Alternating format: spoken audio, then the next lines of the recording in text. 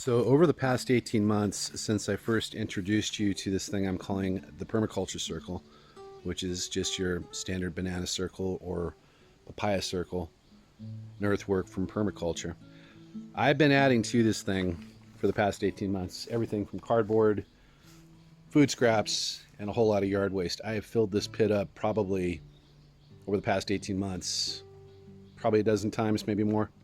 This cage right here houses, let me try to get a close-up for you, a papaya, which is buried under some weeds right now. I'm going to cut these weeds back, and I've got another one that I'm hopefully going to be able to plant on the opposite end before I leave. But in the meantime, I'm going to get the secondary plants put in here today. I'm going to show you what those are right now.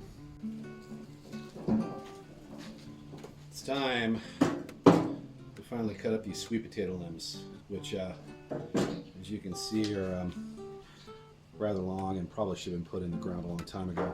I don't even know if it's going to work, but I'm going to give it a try. We'll see how it goes. Time to plant some sweet potato vines.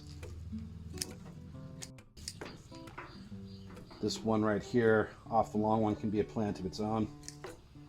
Now I'm not going to bore you to death with exactly how I planted these long ones, but basically what I did is I dug a trench on the top of the permaculture pit for the long ones, and for these smaller guys I just simply did a trowel dig where I just lifted the dirt up and basically inserted them in.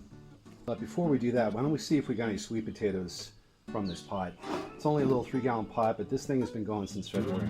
6 months. It's time to dump it out. Well, that looks like the original. And it definitely is. Still has a lot of growth coming out of it. I don't think we've got any sweet potatoes though. Nope, not a one. Now that just goes to show you, if you're going to do this for the vines only, small pot will work. If you really want to get tubers, either plant them directly in the ground like I just did right now with the vines, or make sure you put something like that in a much bigger pot. Make sure that you water them in really well. They're going to look like they've died after the first day, but don't worry. That is totally normal and actually expected. Within about a day or two, they'll come right back to life. But as you can see, we got one papaya going right now, and about a half dozen sweet potatoes all around the berm. I even took the old sweet potato that was growing all the slips and I put it in as well. It still looked pretty healthy to me. Had a lot of roots and even some tubers coming off.